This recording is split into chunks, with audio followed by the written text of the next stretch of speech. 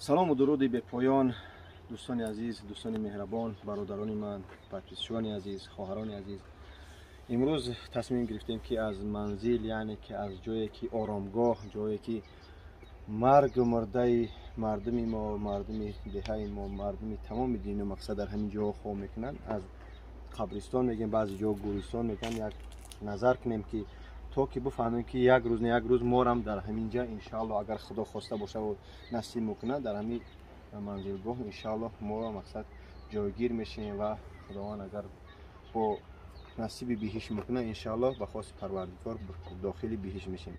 دوستان عزیز، این منزلگاه ما جای آرامگاه، جای مقصد هست که هر یک قدیم ما یک روز نه یک روز اگر خود پیریم خود جوانیم به اینجا وارد میشویم انشاءالله و داخل اینمی قبرهایی که هستند مقصد تگ خاک مقصد میمونیم.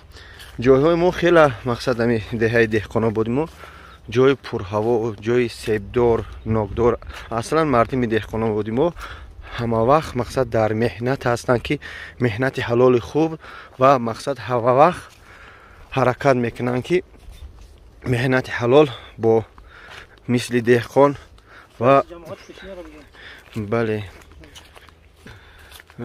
یعنی مهنت حلال میکنن.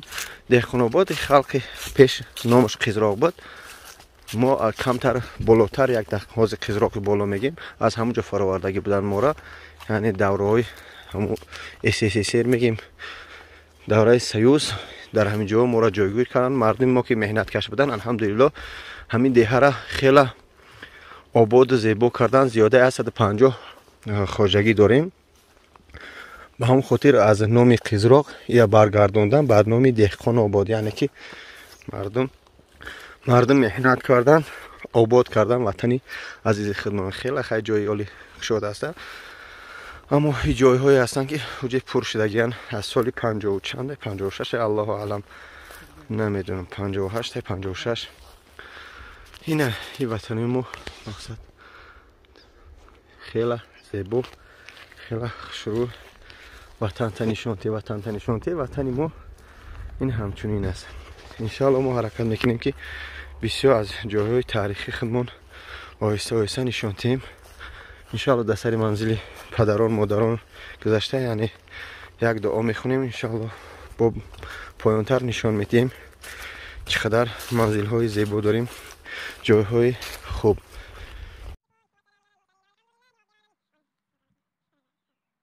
خب دوستان عزیز، اینم خیلی خیلی مایده یک دیار خودمون مقصد سیامکه کردیم.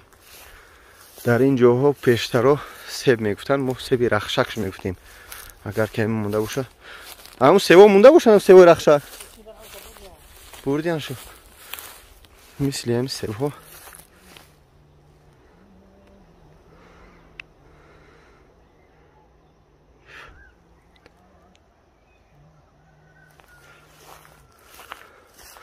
مثل همین خیل سیب ها و مثل همین خیل انگور ها نگاه کنی چقدر انگورهای دهقانی هستن که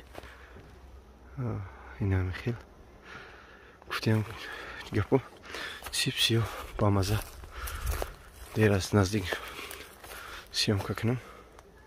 این انگورهای یعنی باغی دیکی الحمدلله. این هم باشه دهه ما از یک طرف بگیم گرفتمش. انشاءالله حرکت میکنیم که پولنستی پورا از بالا ما همیا سیام کنیم.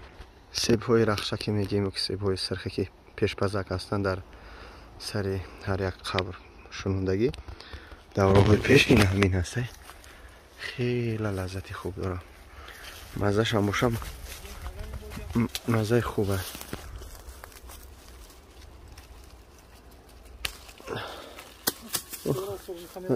غلط دیدم بچونی شکل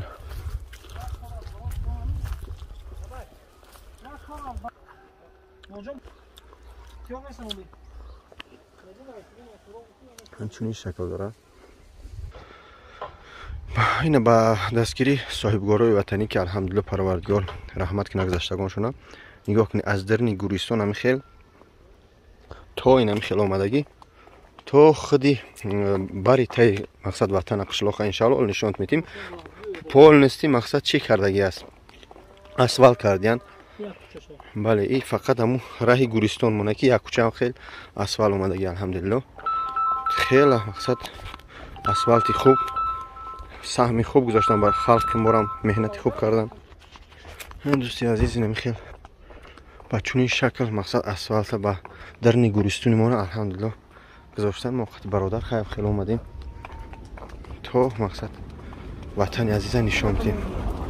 انشالله دیده چه خیل بچه‌ای که دورای وطنی تماشا کنی با چونین شکل الحمدلله وطن ساز کردیم. این دوستان عزیز هم خیلی همچنین راه خوب یک بگیم یک کوچه ما اینجا بچه ها شپیده هستید جنگ کرده هستید. بچه های وطنی ما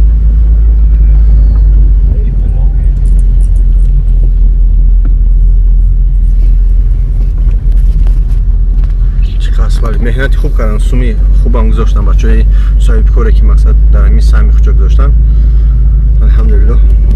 بهت مهنتی خوب کردن مقصد از بری تای هموطن تو اینمی هر یک کوچه را کردن مقصد تو داری مچی تا این طرف اومدگی تو داری گوریستون تو داری مکتب و جاهای ضروری این ای طرفی مقصد چی میشه وطن میشه که این الحمدلله این وطن عزیزی ما وطن مهربانی ما دیگه چقدر مهنت کردن چقدر اسفال کردن. این طرف تا مکتب اسفال کردن بگیم این طرف تا داری مچی مونو الحمدلله باید مهنت کردن خوب کردن با خاطری 30 سالگی استقلال ولایت جمهوری تاجیکستان که الحمدلله این هم از چی میگن از آبادی و از پیشروی و آرام و آسوده بودن این وطن عزیز انشاءالله. با هم خاطر در حق ما دعاگو باشه حرکت کنه که هیچگاه در کدام شهری که باشه وطن عزیز خودم مهنت با پدر و مادر فکری فرزنده خودتون فراموش نکنید.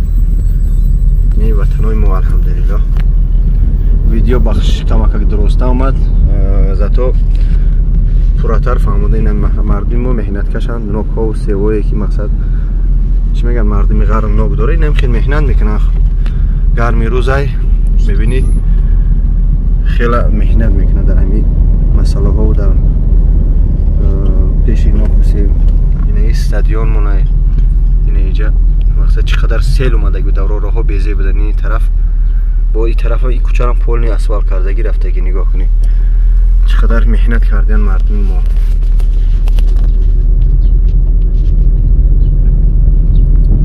تو باریتا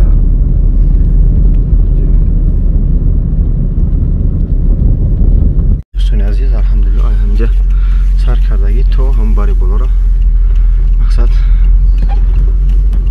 اسفال کرده